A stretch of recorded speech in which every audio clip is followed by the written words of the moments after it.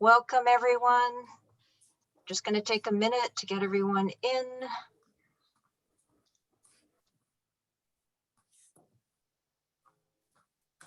See all your lovely faces.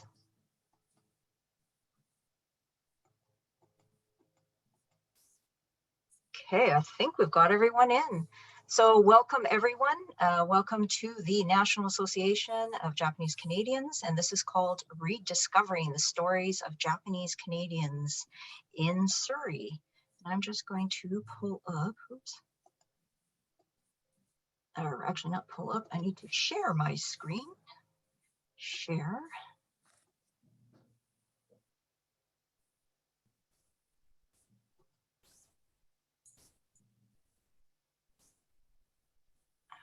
Okay.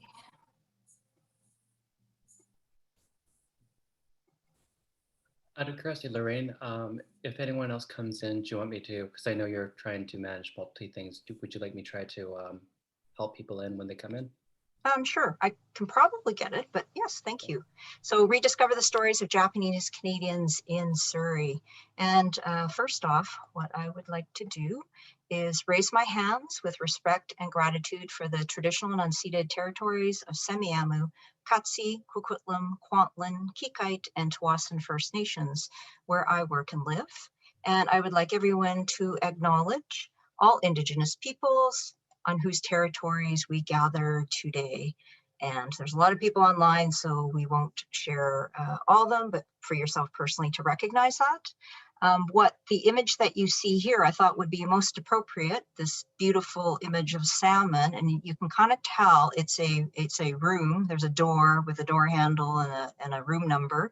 This is one of the rooms in one of our Surrey schools. And it's an Indigenous artist, Eileen Atkins, and she was one of 8 artists, Indigenous artists, that actually helped design this new school, Salish Secondary in Surrey, where we're speaking from today.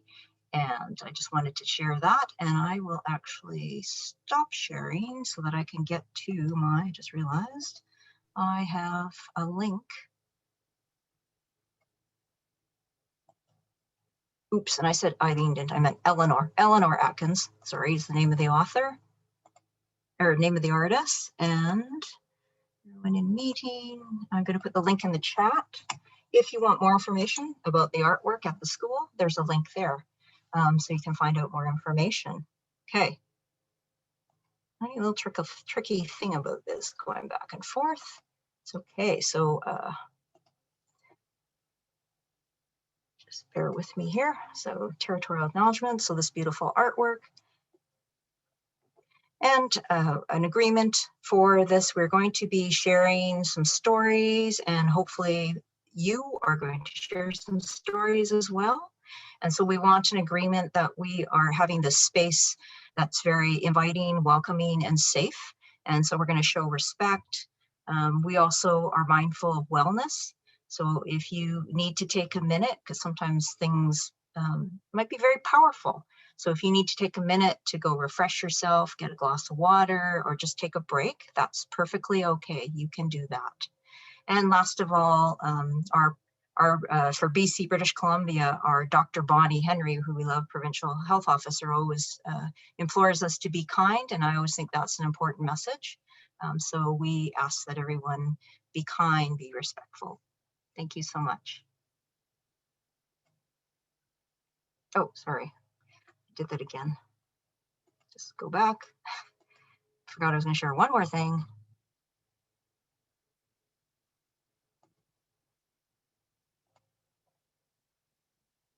Just so you know what's coming up, right?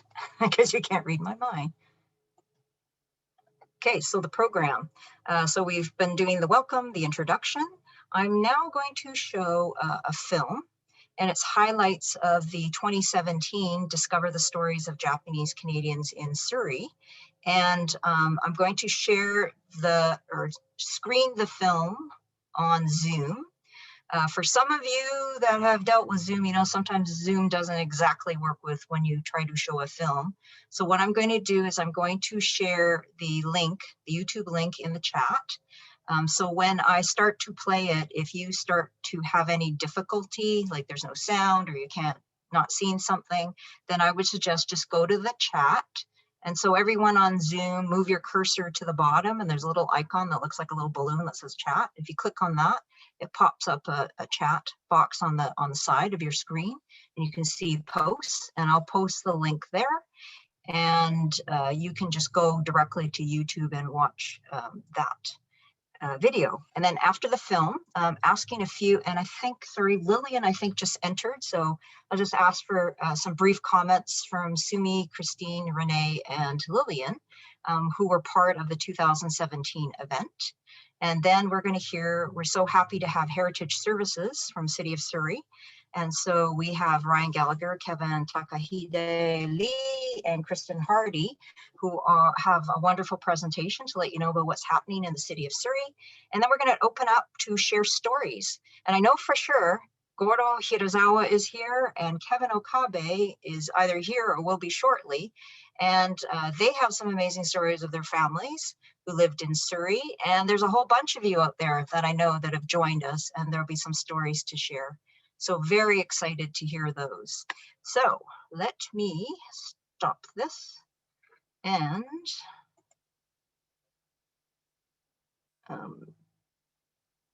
okay, hang on a second. I just need to find, where did I put my link? Link. It's right there. Okay. So as promised in the chat, I'm going to put the YouTube link. And now I'm going to go to, okay, there.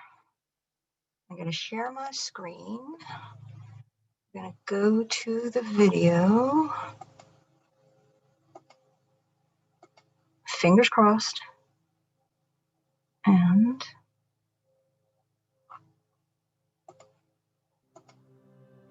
I didn't really know any connection to Japanese Canadians other than family. So it got me thinking. This year, 2017, is the 75th anniversary of the internment, or as we call it, incarceration.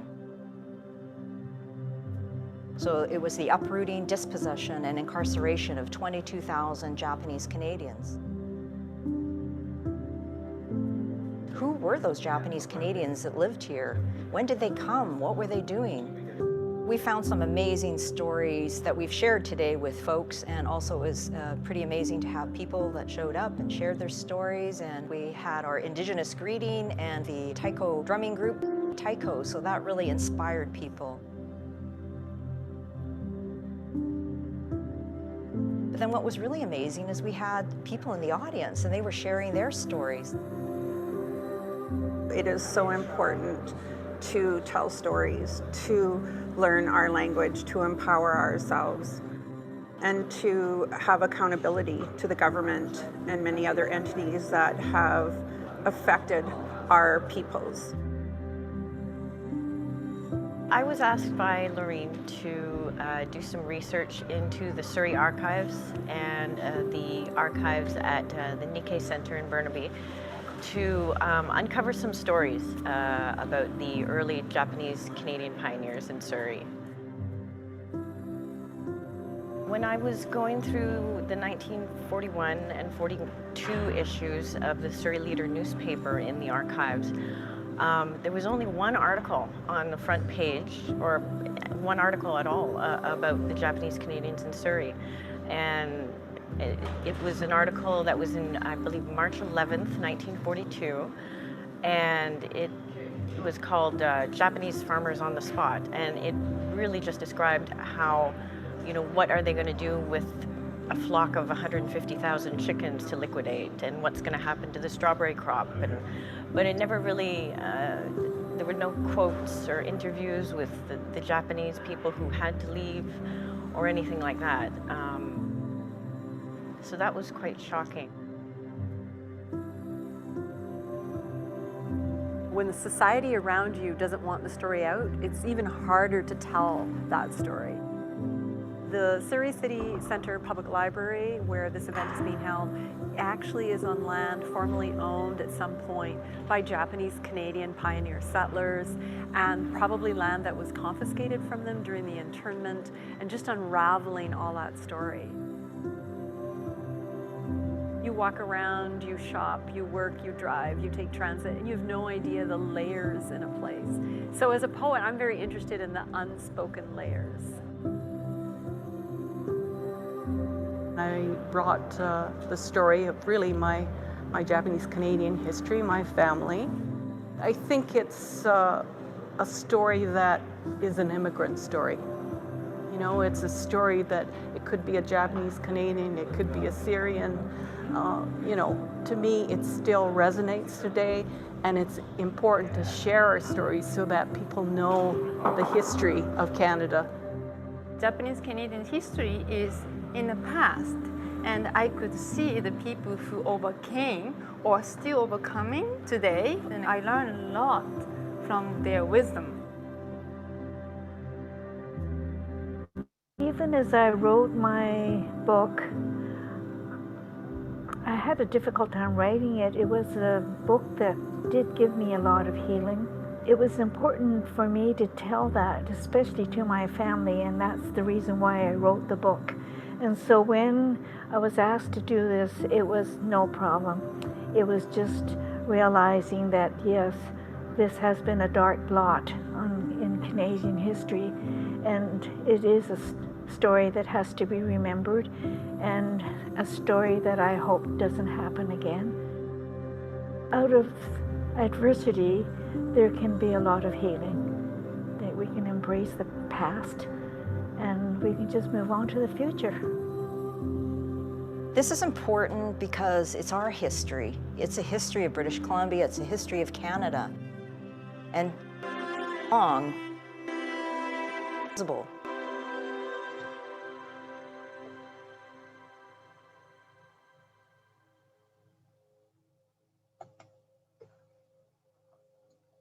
Yes, very lovely. Good memories. I'll just give everybody a minute in case somebody went off. Sorry. Let's get out of here.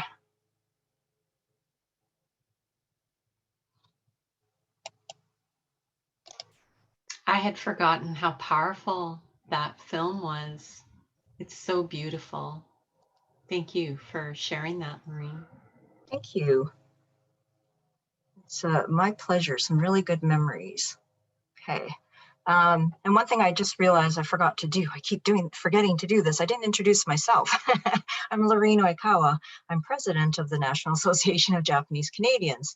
And I just realized that when I watched that film, and back then I was president of the Greater Vancouver Japanese Canadian Citizens Association. So just in case you're a bit confused, yes, I am the president of the NAJC now. So that is the film. And one of the other things is just to let you know that we are recording this session because there were some folks that weren't able to make it out today at this time. And so we're going to have this recorded so that they can join in and share and watch this. And so if you do not feel comfortable with being on camera, then all you have to do is turn off your camera. And if you move your cursor to the bottom left, there's a stop video. It looks like a video camera. And if you click on it, a red line goes across, that stops it. And if later on when I ask for questions, if you want to share anything, and again, if you don't want to be on camera or have your voice recorded, then you can put it in the chat box and I will read it out for you. So great. Thank you.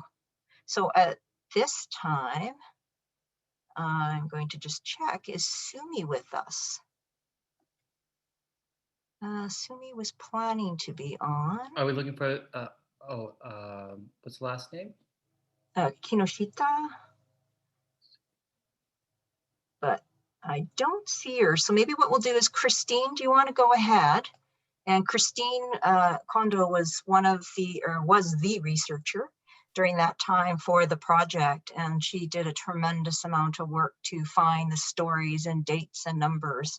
And so, and she was featured in the film as well. You saw a bit of her, but I just thought 4 years later, Christine.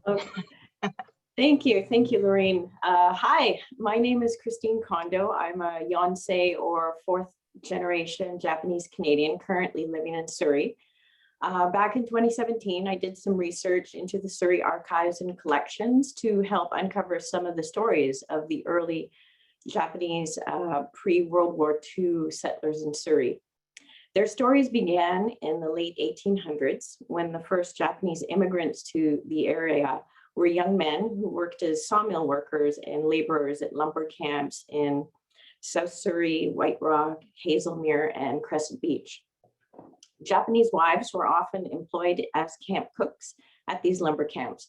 And as you can imagine, working at sawmills was dangerous work, and these Japanese immigrants were at a disadvantage for obtaining fair wages, safe working conditions, and job security due to racial discrimination. So many of these early Japanese immigrants saved up their money with the goal of acquiring their own land, which offered stability for raising a family. They started buying land in Surrey in the early 1900s and began to establish farms. Most were strawberry farms, and a vibrant Japanese community grew and flourished to what became known as the Strawberry Hill area of Surrey. Strawberry Hill became the social and business center of the Japanese Canadian community. Here they opened businesses, organized farming co-ops, held community events and socials, and they built a berry co-op hall and established a Japanese language school as well. Strawberry Hill became the heart of the Japanese community in Surrey before World War II, but there were also Japanese Canadians establishing farms in the Cloverdale area of Surrey, and Japanese boat builders were also opening businesses in what was then known as the Brownsville area of Surrey on the south banks of the Fraser River, right across from New Westminster. So by the time the Second World War broke out, there was an entire generation of Surrey-born Japanese Canadians living and working and going to school here. But all that came to an end in 1941 when Japan attacked Pearl Harbor and Canada declared war on Japan. All Canadians of Japanese ancestry living along the BC coast were forced by the government to leave their homes, farms, businesses, all their possessions, their boats, automobiles, and they were incarcerated in camps in the BC interior, or some went to work on sugar beet farms in southern Alberta. So by the spring, summer of 1942, it was like the entire Japanese Canadian community in Surrey had just vanished. They were dispersed and everything that they had built was taken away from them. There were families that came back to Surrey after the war and contributed some great things to the community, but as you can imagine, the Japanese Canadian community never returned to how it was in Surrey after the war. I think it's important that we remember these early settlers, the Issei and the Nisei, our elders who faced terrible racism and injustice and share their stories. These early settlers built a vibrant community through the values of hard work, cooperation, collaboration, and resilience. And from those stories of the past, we can draw inspiration and strength for the present. So thank you, Lorraine, for giving us a forum to share these stories. Thank you, Christine, for those lovely comments and for all your work that you did in the first event that we had in 2017. I think I see, Lillian, are you on?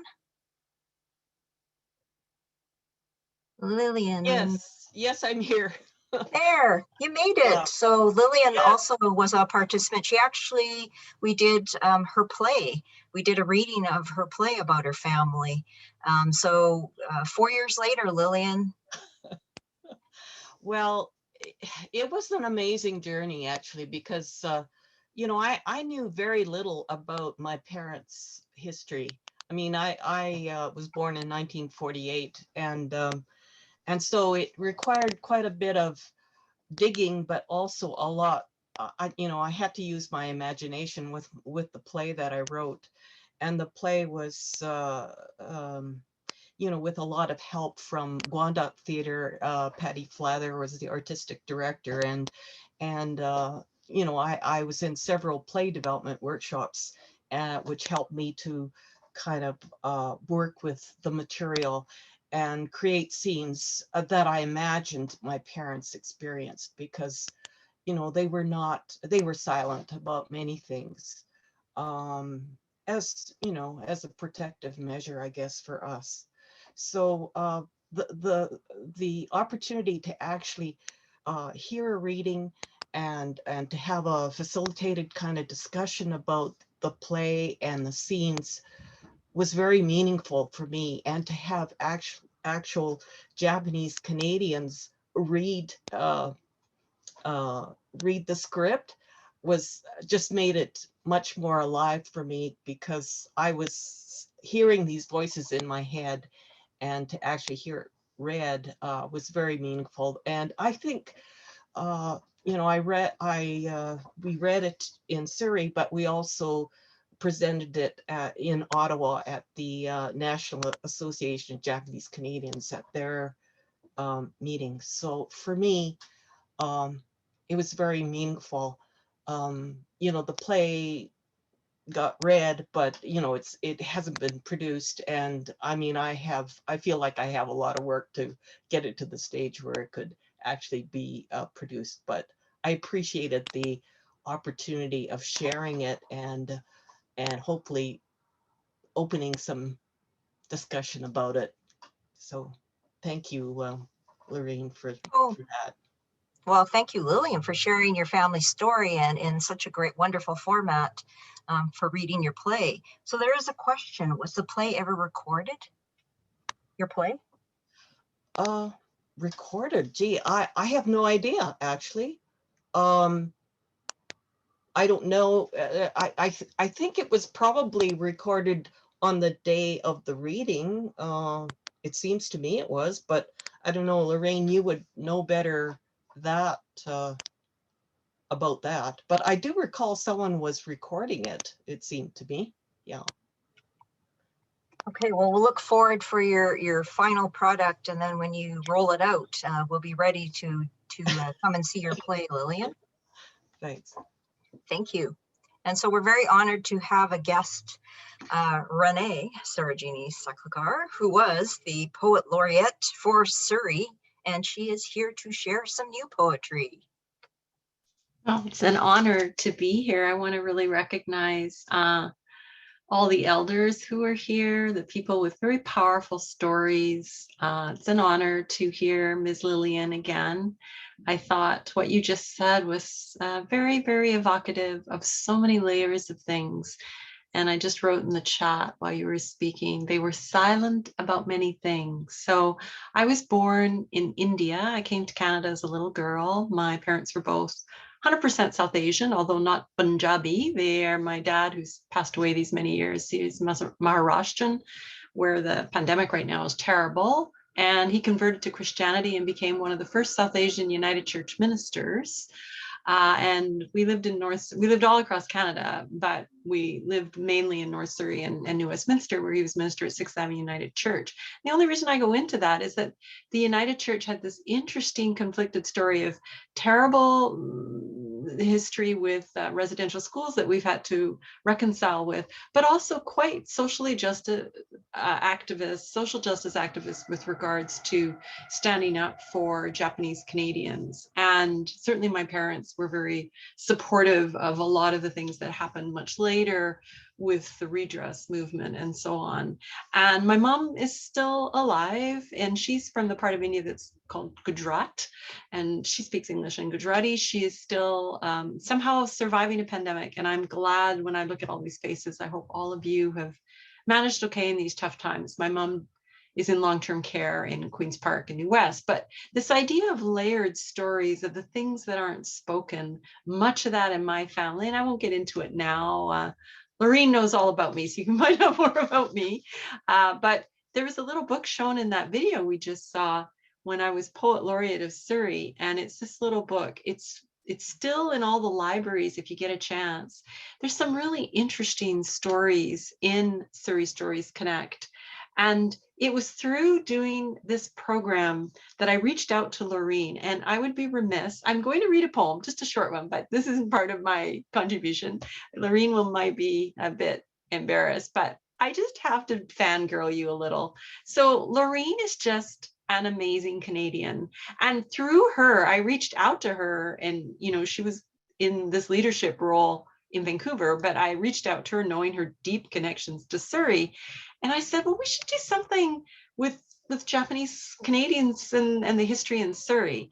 And then listening to Christine's amazing research, I found it so powerful, Christine. Like, I'm almost in tears right now. Like, I'm trying, because I want to read my poetry. I got to not carry those tears in my throat. But thinking when in 2017, we were in the library and we were literally on the land, first of all, of Indigenous people who were dispossessed, but then of these Japanese Canadian settlers who worked so hard and, you know, kind of crawled their way up bootstrap by bootstrap, and then to have it all taken away, it's just heartbreaking. And I think it's so powerful what you're doing. I'm very, very honored to be a part of this. I'm very honored by Lorene, who I consider a friend and a leader. Lorene, your ability to reach out to other people's, other immigrant settlers, but situate your own story and the trauma of Japanese Canadians is really powerful. So I just want to really give a big shout out to you. You are a change maker, and I'm very privileged to know you. So thank you for inviting me to read a poem. I'm going to share my screen,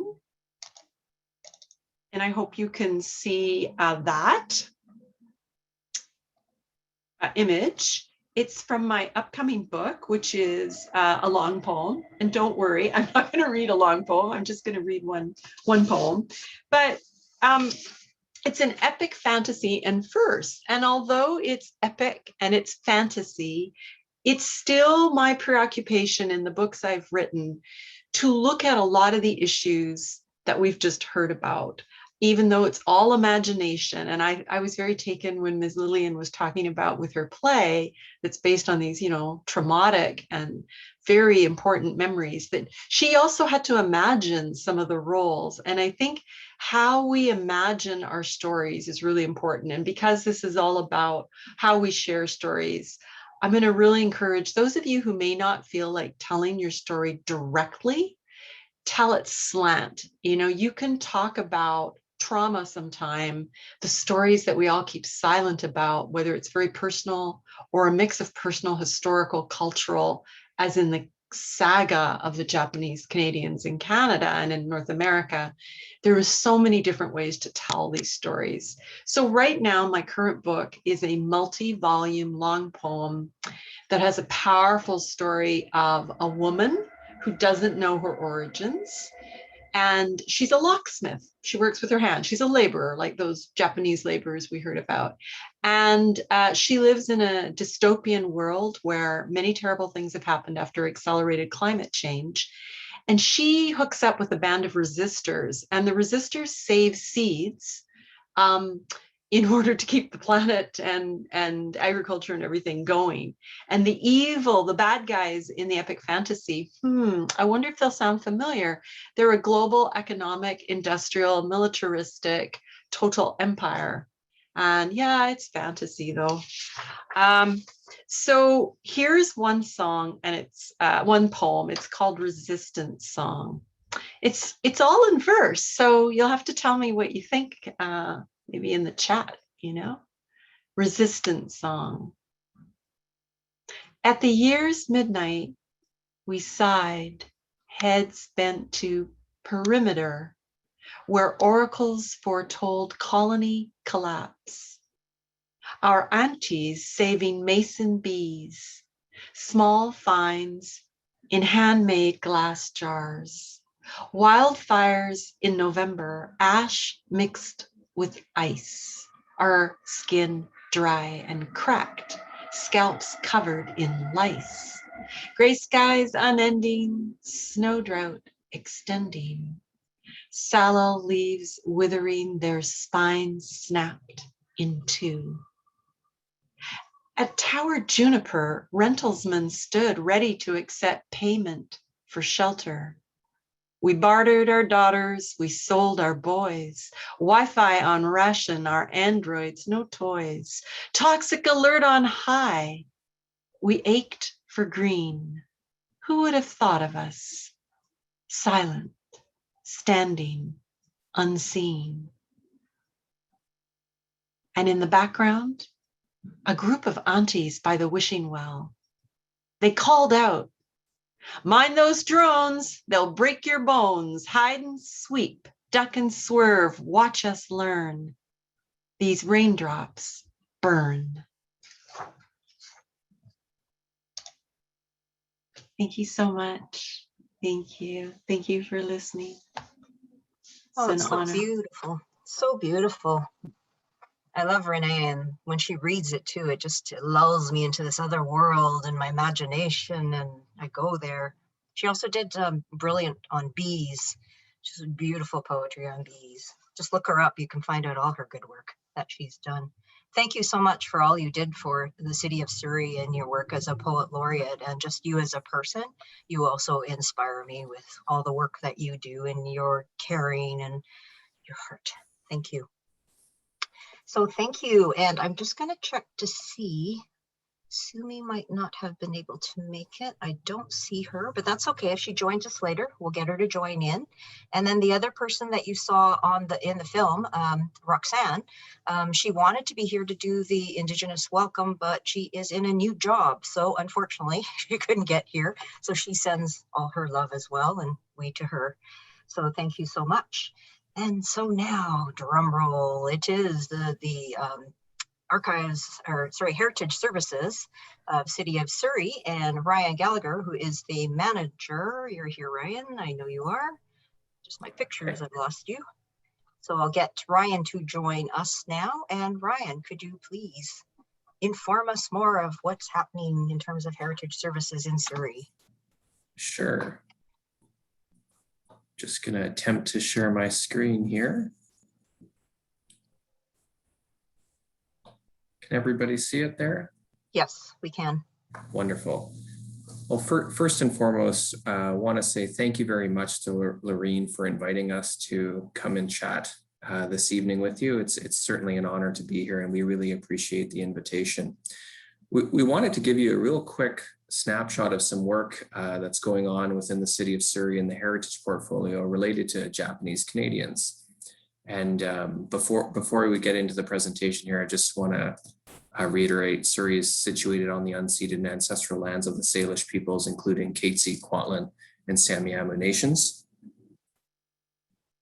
Within the Heritage Services section in Surrey, this is what it's made up of. We operate a couple of facilities, which includes the City of Surrey Archives, Historic Stewart Farm Heritage Site in South Surrey. We operate a civic artifact collection of over 20,000 objects.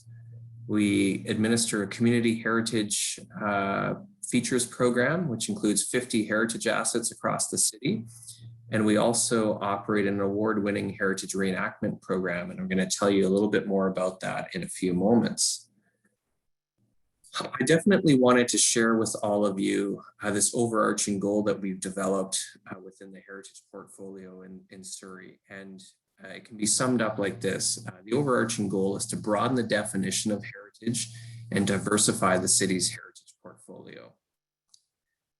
For way too many years, heritage has been defined in terms sort of set out by white settler society, and certain stories were prioritized more than others. And hearing Kristin talk about her experiences in the Surrey archives, when you don't find records in archives, that's something in and of itself. That absence speaks to something. There's choices why certain things weren't acquired. And it's really a powerful thing when you get down into the nitty gritty of thinking about why something may not be there. So it's really important for us that Surrey's heritage program more broadly in the city here responds to and reflects the vast breadth and diversity of Surrey, its residents, and the many stories that exist here. And this overarching goal is embedded in all of our heritage operations.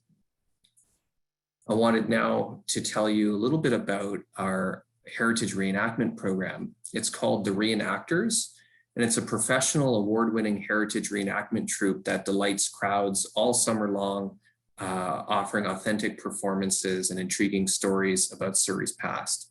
They perform at community festivals and events all over the city. So big events like Surrey Fusion Festival, sometimes at Surrey Canada Day, and smaller community festivals and events. We're thrilled that our program can come back in 2021. We had to take a pause briefly during the pandemic there in 2020, but we're excited to be able to return in 2021 in a modified way. And we're doing 6 radio plays as well in a partnership with the Seniors Come Share Society, Senior Center Without Walls initiative. So these are radio plays over the phone. And really excited also to tell you about some new character redevelopment work that we're going to be doing later this year for this program. We're looking to develop a character of African descent. And this program, though some stories are lighthearted and fun, many character stories also play an important role in engaging and educating the general community on some of the more difficult aspects of Surrey and Canada's history. So one such character that does this, we were able to introduce a character after Zennosuke Inuoye, of course, was a real person, lived in Surrey. He and his family were interned during World War II, and through a amazing personal battle that he took on with the Canadian government, was one of the few to have land returned to him following internment. And I'm honored here today to have Kevin Takahide Lee join us. He has been portraying Zennosuke Inuoye in our Heritage Reenactment program since 2013. And I'm just going to read a quick bio for Kevin, and I'm going to turn the floor over to him to tell you more about his work. So Kevin is a 4th generation Chinese Japanese Canadian, descends from a family who experienced the head tax and the Japanese Canadian internment of World War II. Growing up in BC's Lower Mainland, he witnessed the challenges his family and immigrants faced regarding accessibility to services and preservation of their culture. This led him to work in the performing arts and advocacy. As a firm believer that the arts must be interwoven with social needs, he created and directed the Newcomers Choir as a way to bridge divides between immigrants and established Canadians. He has participated in panels and conferences in Vancouver, Winnipeg, Toronto, and Ottawa concerning truth and reconciliation, disability, as well as exhibited at the Canadian Museum of Human Rights. During the pandemic, he has been exploring Japanese culture with thanks from grants from the provincial government and the Arts Club, and he has been supporting his spouse, who is a doctor, working the front lines of the pandemic. Kevin, I'll turn it over to you. Thank you very much, Ryan, for that introduction, and for Lorraine for having myself here. I am coming from the traditional stories of the Kitkite First Nations, and in my process of discovering and understanding my relationship with colonialism, I like to define myself as a benefactor of settlerism and colonialism. And that's in part to the work that I've done with the Powell Street Festival. I sit on their programming committee, and we've had several dialogues, and it's naturally can be understandable why some people may not relate to the term settler or colonizer, especially when they were prevented from doing that, and also when they had to leave their home because of colonialism in order to come to Canada. So it's just something that I am aware of and try to continuously be a part of my journey.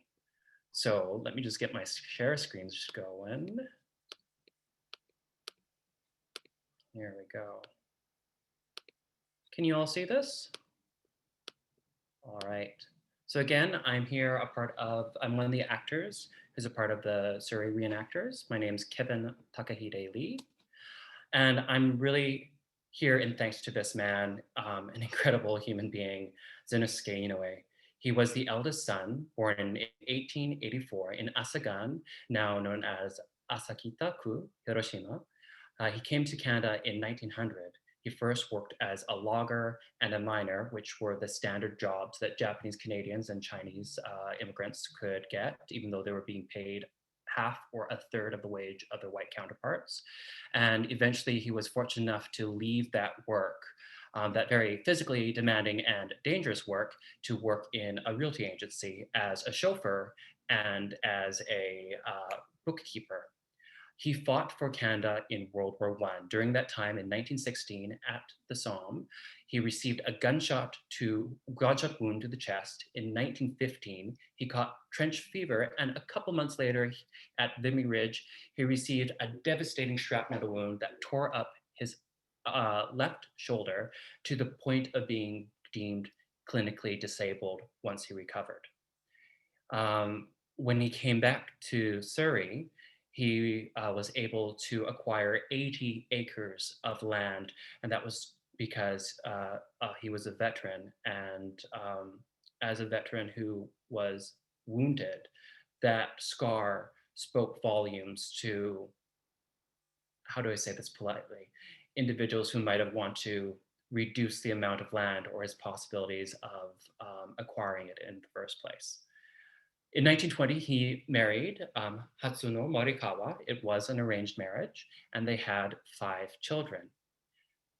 Just like all Japanese Canadians, he was interned during World War II, first at Hastings Park, and then in Caslow, and then Vernon. And the Japanese Canadians who wanted to stay in BC, more so return to the coast, they had to stay there until 1949.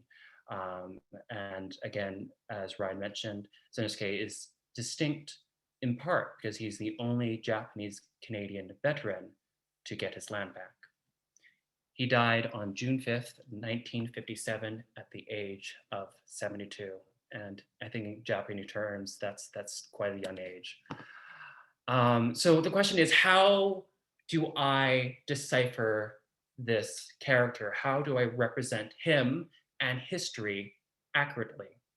There is so much information written about Mr. Inoue. It's in government records, news articles, historians, photos, and even letters penned by him and his daughters, being Beverly, known to Cookie by her friends, and Mary.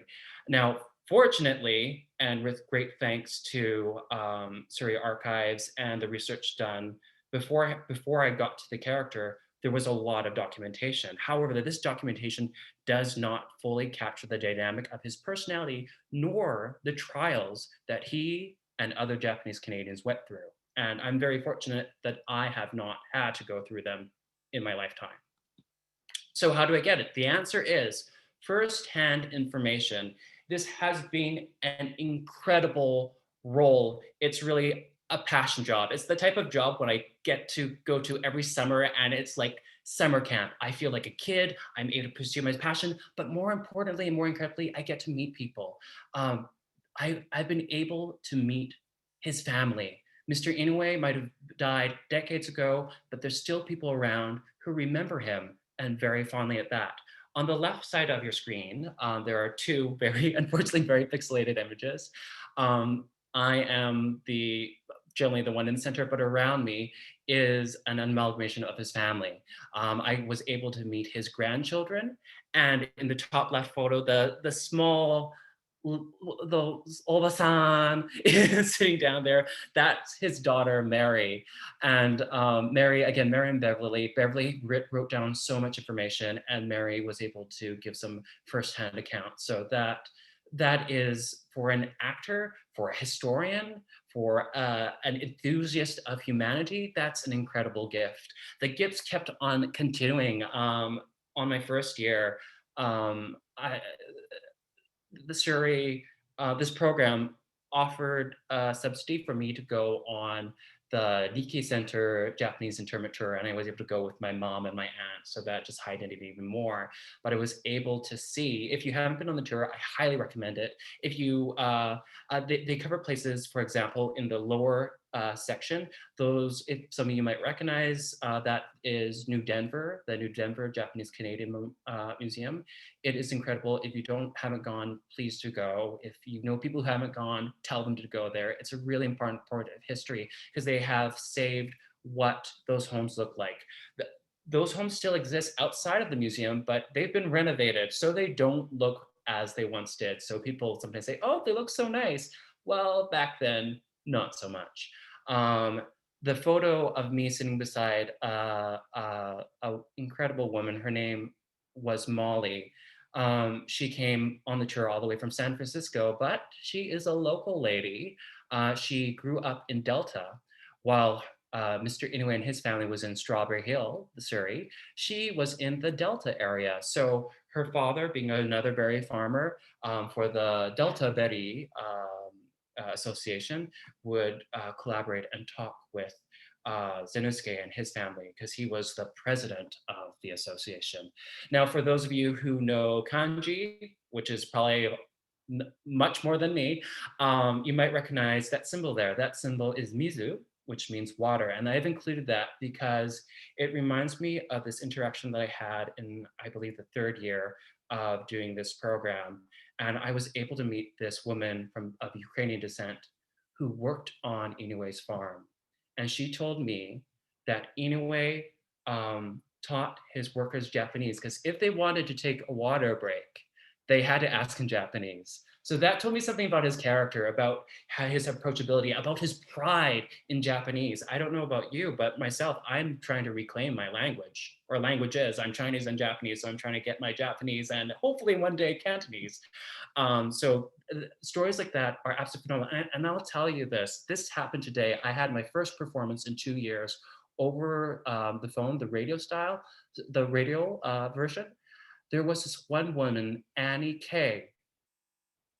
She was neighbors with Zennosuke, and she was talking about Cookie being Beverly, Zennosuke's daughter, but she's like, Beverly, it's Barb or Cookie.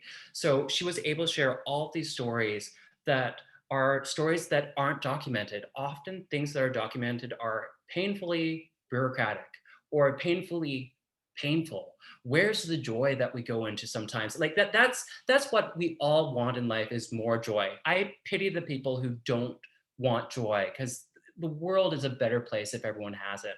And so it's these interactions that really make me paint this character in an honest way, because I know that I'm being held accountable by the family, by the program, and by people who know Zennosuke, because they will come up to me, and they have.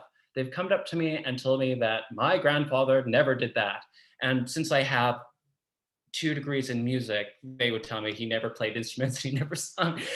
But since that's a little bit of me coming in, so that's something I try to balance is when is it Zennosuke? When is it the Japanese Canadian experience? And when is it me trying to help support Zennosuke's story as well as the Japanese Canadian story? Because I never want to be Kevin in the performance. If I'm being Kevin, then I'm not doing my job as an actor. There are 3 periods that that the monologues cover from Mr. Inouye's life: 1916 at the age of 32, 1933 at the age of 48, and 1950 at the age of 66. When I started, I was 28. I am now 35. I still have a lot of time to experience the wonders and terrors of life, whether it be parenthood or parenthood. So how do I connect with these age ranges and experiences and hardships that are far outside my own experiences? And the answer is HIRO, Amy, and SUMI, my grandfather, grandmother, and great aunt. HIROYUKI Koyanagi was born in 1910 in Kumamoto-ken. He immigrated to Canada in 1911. His father was actually a Canadian citizen by that time, which made the process easier. Since he was the eldest child, from the age of 7 to 15, he was educated in Japan. On May 5th, 1925, he returned to Richmond, but 2 months later, his father died. He supported his family, and this is really a part of the Japanese Canadian spirit, I feel, by working at a boarding house as a packer and then eventually as a fisherman. In the 1920s, he caught TB, which would affect him for the rest of his life. Sorry, that's my alarm telling me that I've gone overtime, but I will keep going. All right. In 1942, he was interned first to Hastings Park, then to Lemon Creek, and finally New Denver. And that was after the war ended. In Denver, that is. My grandmother, EMIKO Koyanagi, was born September 12th, 1919 in Ocean Falls, BC. She was the eldest of 6 children. She grew up in Port Exington. If you don't know where that is north of Ocean Falls. If you don't know where that is, think it's on the other side of the stream from Port Hardy. If you don't know where Port Hardy is, look at the very top of Vancouver Island. She did receive some education, to my understanding, in Hiroshima. Again, she was the eldest. And then in 1942, she too was interned in Hastings Park. In 1944 or 1945 in Lemon Creek, she was arranged marriage to my grandfather. And then after the end of World War II, she started her family with my grandfather in New Denver.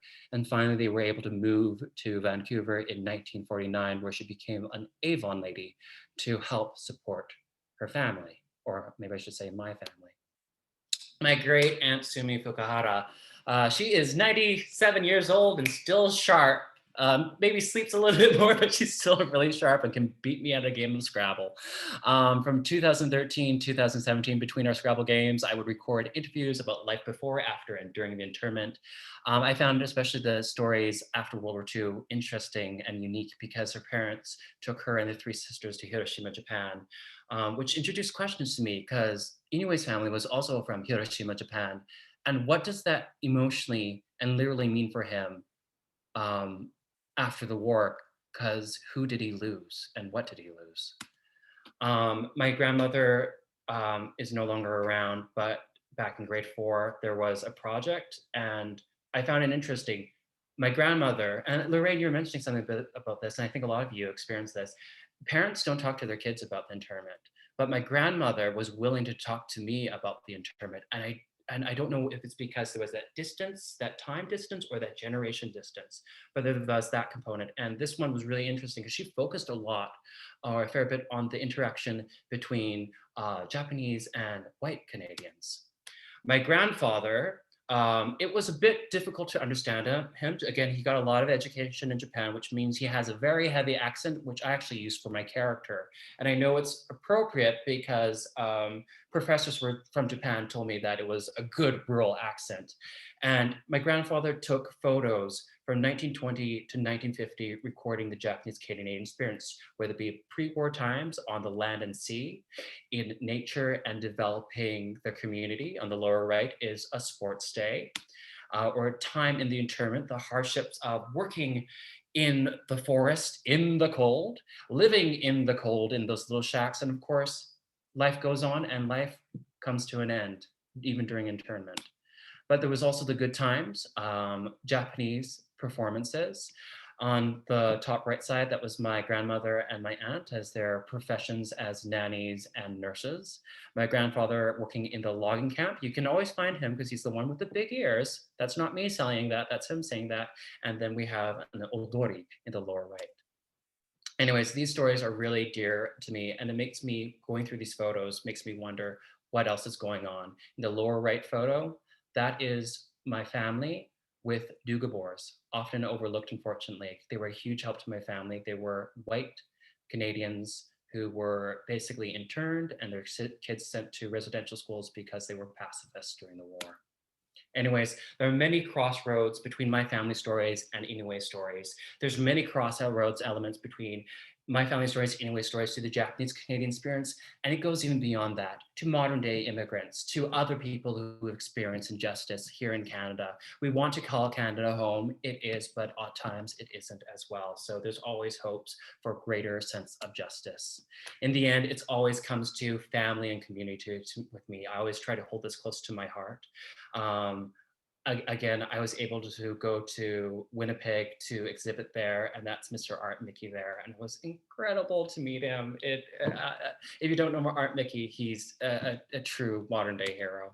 And these are just some of the elements from performances in Surrey, a performance at Nikkei with the Warrior Spirit, and a performance at the Powell Street Festival back in 2014 or 15. Anyways, I will continue to portray Zennosuke and continue to lend myself as a voice, if need be, for the Japanese Canadian community. And if you want to see where my grandfather grew up, lower right photo, you can visit his home at Terra Nova. It is known as the Edwardian Cottage. I'm sorry that I've gone over the time. These are where I got the photos. And here's a picture of my mom. Thank you very much.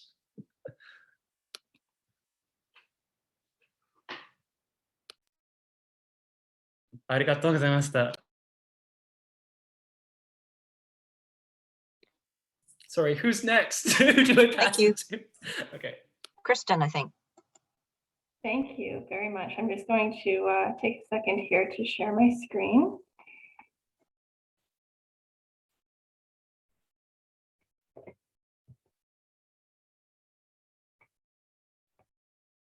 And bear with me while I skip through some of these slides that Ryan has already shared with us. All right, can everybody see my screen here, Community Heritage Interpretation Program? Wonderful. Well, I'd like to start by introducing myself. My name is Kristin Hardie. My role with the City of Surrey is as Curator of Collections, and I've been involved more recently with the Community Heritage Interpretation Program under the banner of Surrey's Heritage Services.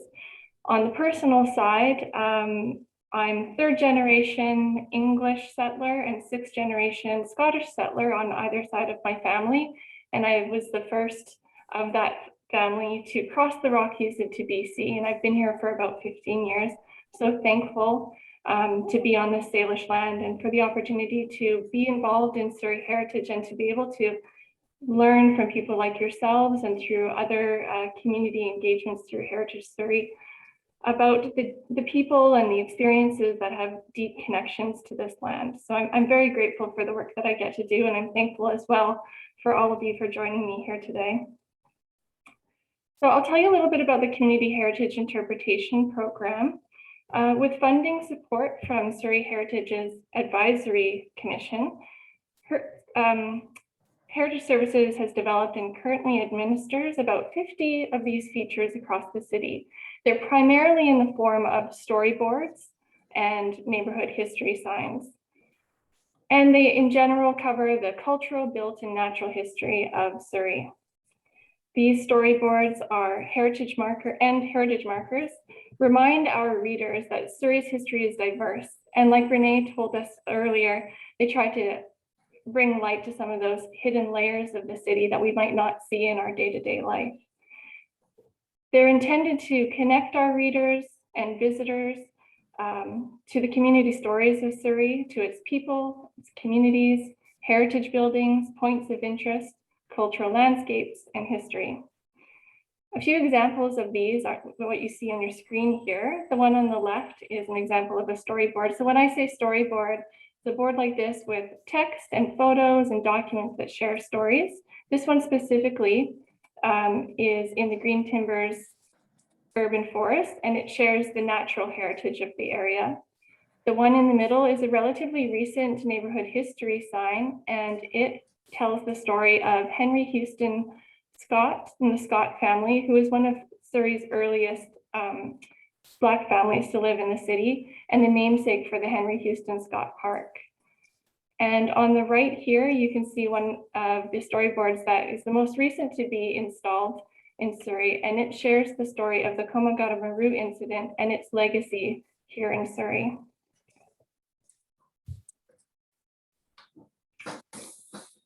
So we're currently at sort of the beginning stages of doing a pretty intense and in-depth program review about this heritage interpretation program. As Ryan talked about, it's part of this overarching goal that we have to diversify Surrey's heritage portfolio. The goals of this program review, what will be coming out of it is a multi-year plan that will ensure some better geographic equitability of some of these heritage features and some other more creative, maybe engaging ways to be able to share some of these stories.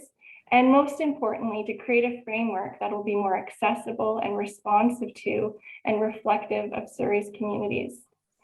You can see in the picture here on the left, this is one of our first engagement opportunities that we took to connect with some communities.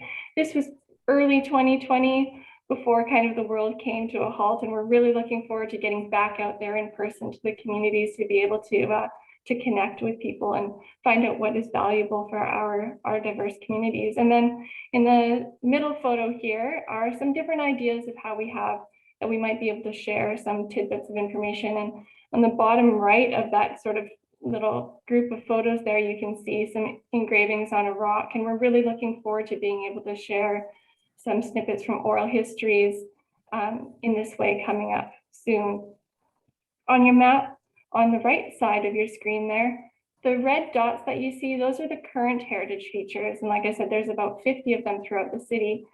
And we've been looking at how we can make sure that other areas, all areas of the city have access to these stories. And so the purple dots that you see are heritage features that are going to be upcoming. The stories that we tell through these heritage features, they tell the story about who we are and what matters for our community. They're not just heritage factoids, they're representations of human lives, communities, and cultures. So I wanted to show you here, I don't think I could explain this sentiment better than Joanne Hammond has in her recent publication, Decolonizing BC's Roadside History. Joanne Hammond is an archaeologist and an anthropologist, and she writes, "We can't choose the history that made this province. It has a lot of ugly bits that we can't undo, but heritage is different. We can choose what we want to bring forward with us as our shared heritage. We can tell stories fairly to try to balance the legacy of colonialism. Public history is a big responsibility because it changes the way that we think about each other. We can bear witness to the past in the service of our shared future." So we're bringing that forward as we work on our upcoming projects. I'd like to tell you about a few of those projects. One of them is the Bear Creek Community Heritage Marker. This is a project that we're right in the thick of it right now. It originally actually came to us as from community members who really wanted to share this map that you see on the left here. This map was created by George Zachlin, who grew up in the area around Bear Creek Park. It's a little bit hard to see on his map, but on the right side of his map, you can see in small writing, Bear Creek Park. So he and some other community members wanted to be able to share this map, really to highlight the vast diversity of the names that you see here that really shows who was living in this area at this time.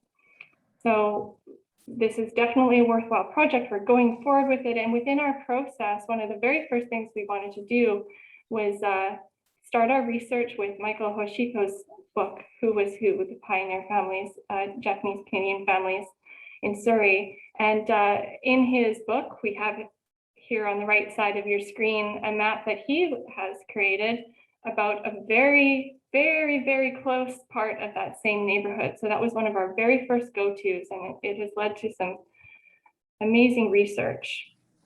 We've also gone through the city records and city directories and school records from around that same time, and we've been trying to reach out to families whose names are here on this map. Now, knowing, of course, that the forced internment of the Japanese Canadian families that are listed right here on this map happened only a couple of years later in 1942, we knew that this meant that a lot of those families likely didn't return to this area. So we are so thankful for the help from Lorene, who has helped us to spread the story, this initiative to a national scale through her connections, to be able to connect with some of those families. And we've been so pleased to have some responses from some people that I see their faces here today, and it makes me so happy. People from Whitehorse, on the island, across the Lower Mainland. It's been wonderful. So where we're at currently, this is not final. This is the map that we are at this point. There's been some name changes, some facts that have changed. And what we're going to be doing with this, it'll be going up this summer, is that this map will be installed on a rock in Bear Creek Park. And Bear Creek Park is one of Surrey's most popular and activated parks in the city. So we're excited about the amount of people that are going to be interacting with this. And the reason that we're choosing to put it into a rock so that it fits really nicely into the landscape of the park. So I'd like to say thank you to those of you who are here today who have reached out. We're excited to be moving this forward, and we're going to be continuing with sharing this again to the community before it gets printed. Another project I wanted to tell you about is that not only are we making new features and storyboards and things like that, we're also working on reviewing current existing assets and reprinting, revising, re-researching. And so the Strawberry Hill storyboard is currently at the Strawberry Hill Library, again, a high traffic area, a lot of great visitors, all ages, all socioeconomic backgrounds. So we love being able to put our assets in front of the libraries. This one was developed here in 2005. So we're currently taking another look at it. Rewriting and redoing these boards are a wonderful opportunity to review the narrative that's been shared, the wording that's been shared, to reconnect with the community and make sure, are these the stories that we want to be telling? Is this the right way to be telling these stories? So there's also a great opportunity specifically for this one to be able to share some photos and other documents that at the time of 2005, maybe we didn't have access to. So I wanted to give a big thank you here to the Hirasawa family for, they've been wonderful with sharing some photos and other stories. And I know that we're going to hear more about their family history, but in the last slide and in this one, you can see some of the things that they've been sharing recently. So we're looking forward to opportunities to be able to share those out into the wider community as well.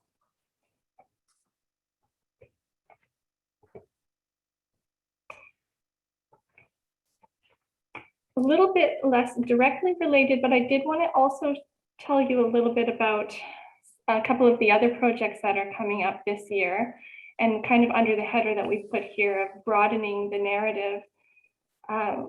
The storyboard that you see on the left was also created early 2000s, and it has the title Norwegian Heritage. It's along the Fraser River in a community that once existed called Little Norway, and it's in Tannery Park. And then on the right side here, you can see the Peace Arch monument. It'll be coming up to 100 years this year. So we'll be installing a storyboard to tell that story.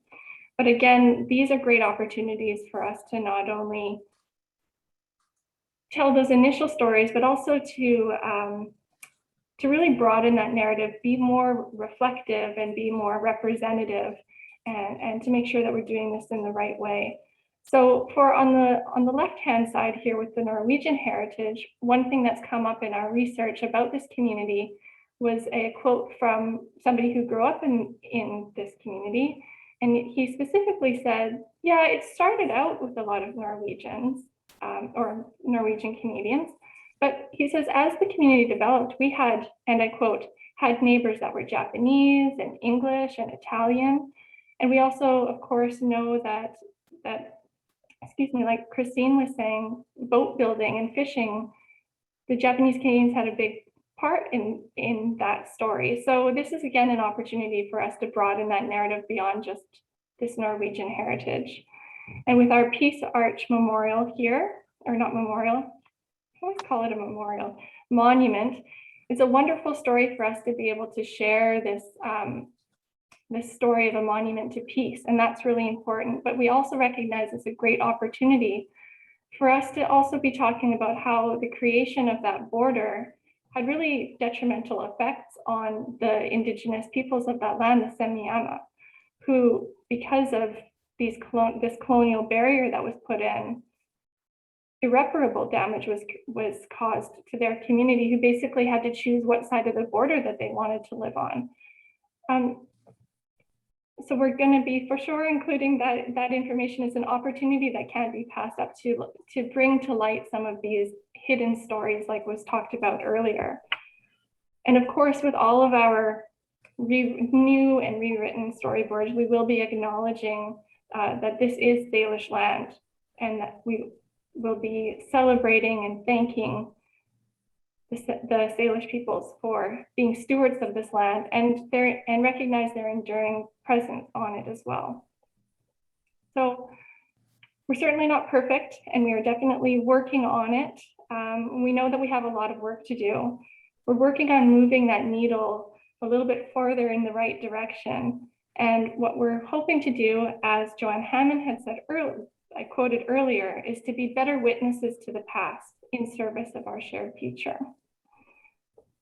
And with that, I'm going to pass this back on to Ryan to continue to tell us a little bit more about other things that are coming up here in Surrey.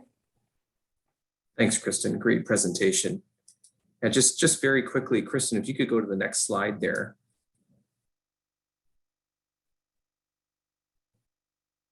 A couple of the major cultural institutions in the city of Surrey have some exhibits of interest coming up. So Surrey Art Gallery, for example, has 2 upcoming exhibits related to the Japanese Canadian experience. One of them is called Cindy Machizuki Autumn Strawberry, Experienced Life on Local Japanese Canadian Farms in the 20th Century prior to World War II with hand-painted and digital animation.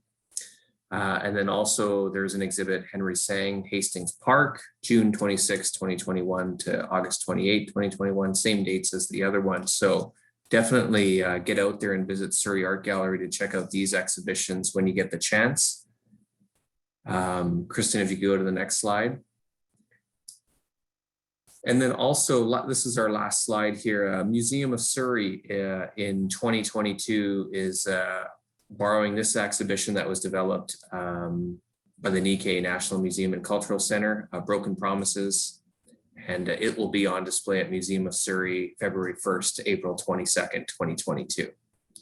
And just finally, thanks again for giving us the opportunity to speak to you for a few minutes today. We really appreciate it.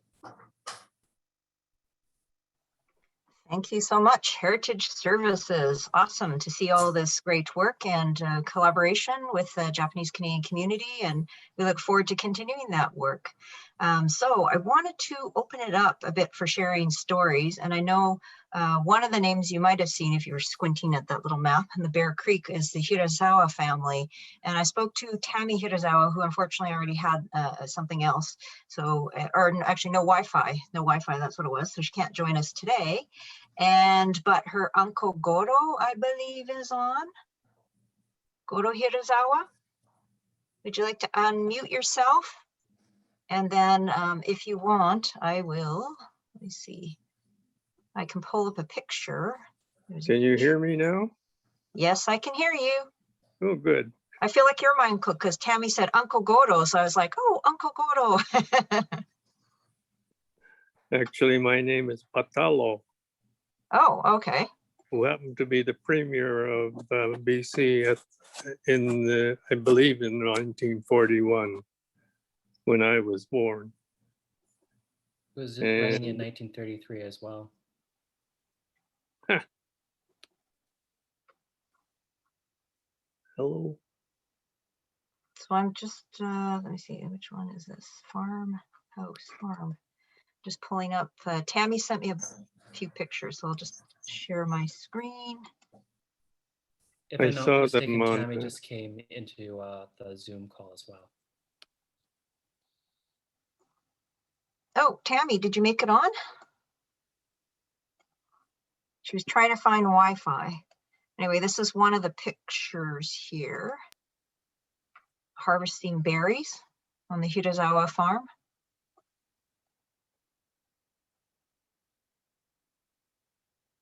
I remember as a child going to a strawberry field. I don't remember the strawberry plants going up. I remember them being very low to the ground and having to pick them. Those are probably raspberries that you see there. Oh, okay. Sense. That's why I was going to say I'd never seen them go up like that. There's another picture that was sent to you, and they are low to the ground. Low to the ground? Okay, there's one. I think this is the chicken one. That was 1,000 chickens. Because I remember Christine saying that when she was researching newspapers, there was the big article about something to do with all these chickens when Japanese Canadians were being uprooted. And it's like, what do we do with all these chickens?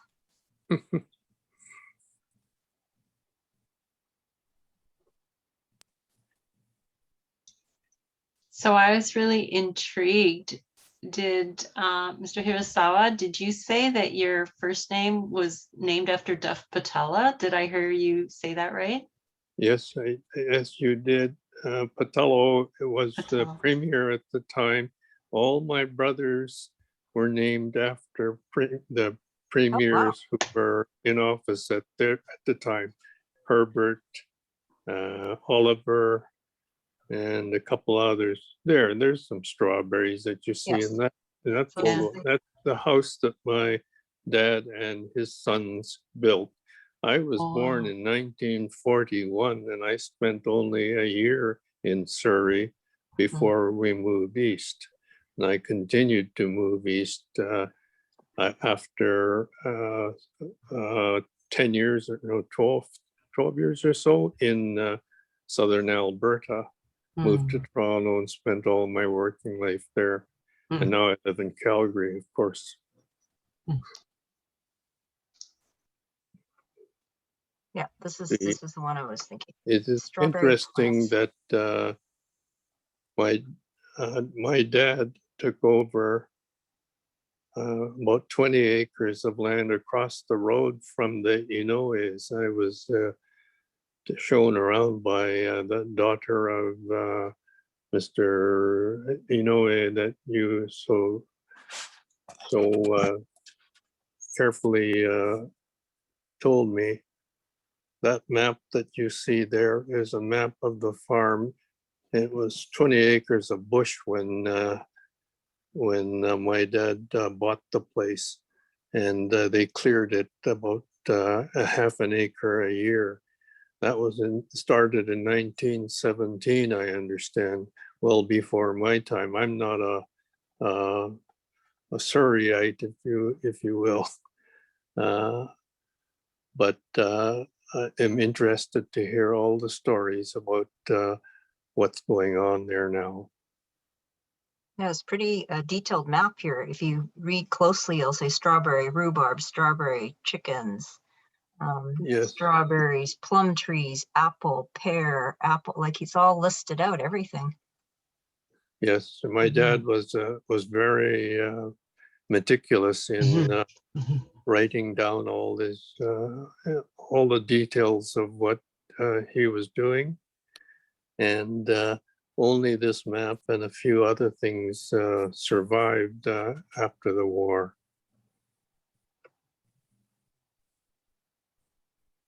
Yeah, it's wonderful, wonderful information. I don't know, Tami, are you able, is your Wi-Fi? Did you want to join in? I know she said there was trouble with the Wi-Fi. And then there was one other picture. Oh, it's the home. I'll share this one. This one.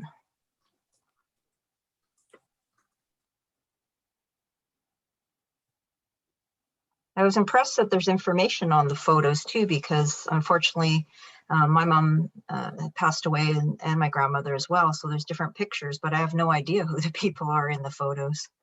Yes. I, of course, do not know them either. Well, you weren't even born yet, so.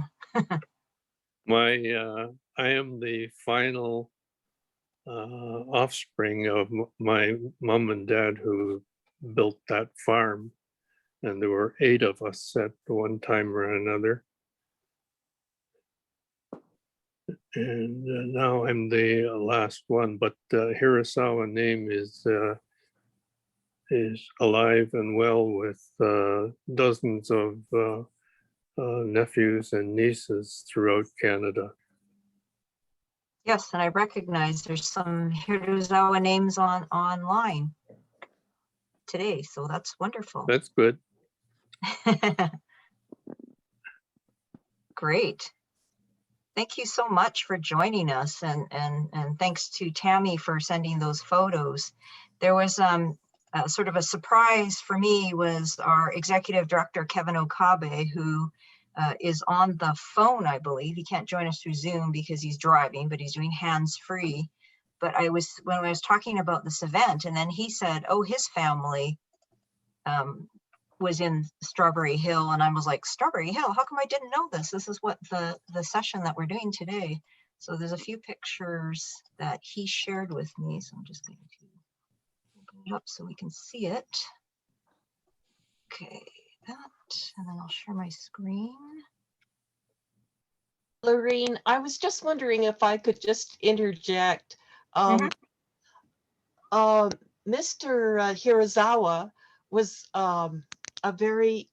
it's wonderful to see Goro, who I don't know, but certainly my parents knew the family very well, and we were very good friends with George Hirasawa. So it's lovely to see your face and to hear about and to see your pictures. I'm just completely thrilled to know that you're still here. And you know, I'm really touched. So it's lovely to see you. Thank you. Thank you. Well, we'll have to invite you back. We'll have to have another session and invite you back. I just wanted to quickly show these pictures. And I don't know, Kevin, if you're able to speak or not, because I know you were driving. So there's I'm here now. So I've got, oh, you're back. Oh, you made it. Good. So this is Kevin Okabe online there as Executive Director of National Association of Japanese Canadians. And this, I believe, is your father, the little boy, and then maybe your grandfather. And this is Strawberry Hill in 1936. Lorene, it's just me. It's Renee. I'm so honored to have been part of this. I'm so sorry. I do have to go now. I hope that this enriching discussion will continue. It's been fascinating and very humbling. So thanks for including me. I didn't want to interrupt. Please continue. And Lorene, we'll catch up with each other. Yes, after. definitely. Okay. Thank you so much. Yeah, my Appreciate pleasure. having you here. Thank you, Renee. Thanks to everyone. Bye. Okay, and then the other one, so strawberries. So again, 1936, Strawberry Farm. And again, I believe, right, Kevin, in the middle of the picture, there's a little boy, and that's your father and your grandfather. This is kind of more what I'm used to when I was a kid, when you'd go to down the ground and trying to pick those strawberries. My great grandfather was, I had the, I guess the farms were on Horrell Road, if I understand correctly. My great grandfather had a 10-acre farm, a lot of chickens and stuff. And my grandfather came over to help with my great grandfather, but then married his daughter, which is my grandmother. So the Nagasaka family was the original farmers, and the Okabe side came over to help. And then they had their 5-acre farm, I believe, just down the road in Strawberry Hill. Yeah. And then one other picture.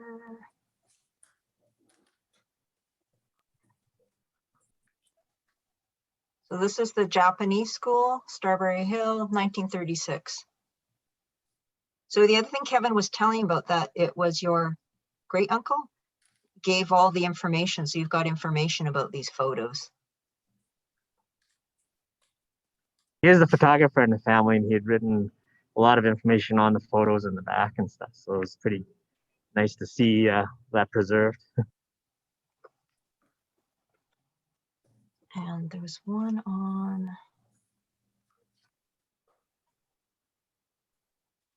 Oh, hang on. Start getting too many files open. Okay, this one. And this one is typical, shares the love of Japanese Canadian love of baseball, 1937. And I believe the little catcher down there, that must be your dad? Okay. If that is him, then he'd have been about 3 years old. Because he looks like a little tiny guy with a big mitt. Or maybe not. That one, and then there was one more. I think this was the Kennedy School, 1938.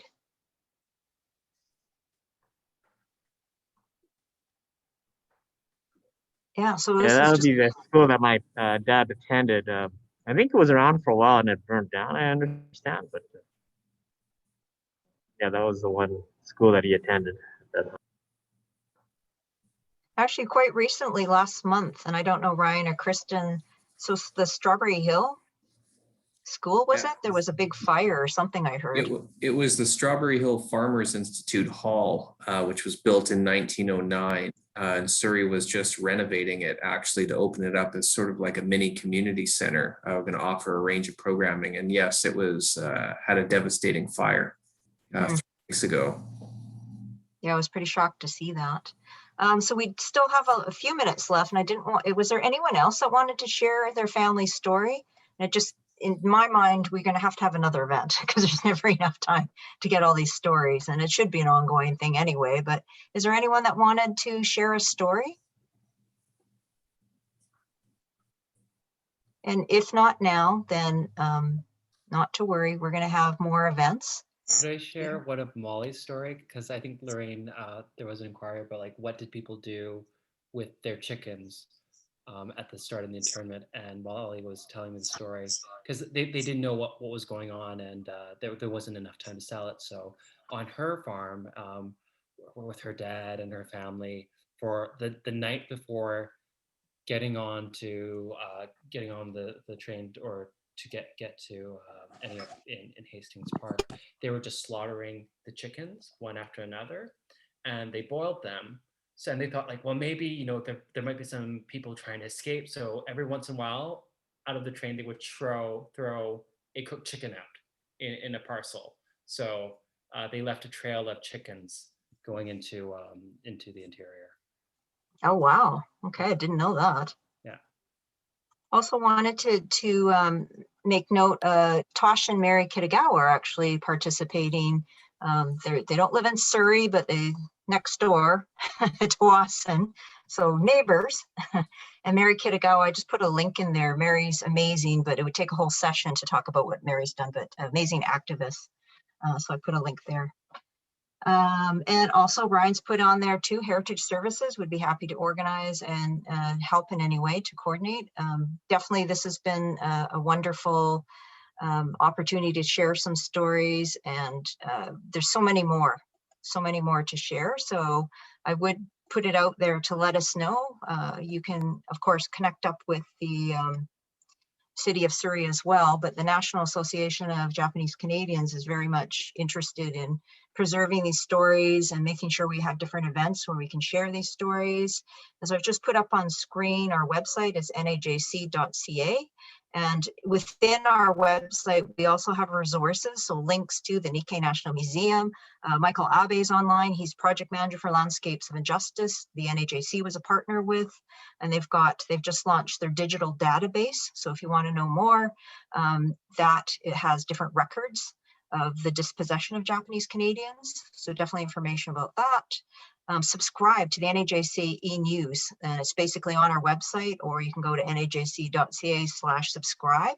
And with the e-news, we'll tell you about the different events. We also share the events that are happening across Canada through our member organizations, and also any other Japanese Canadian organizations or relevant events, such as Ryan shared the City of Surrey exhibits and information like that. And I will share also, I will send out an email to all the participants on this session, but stay in touch with us.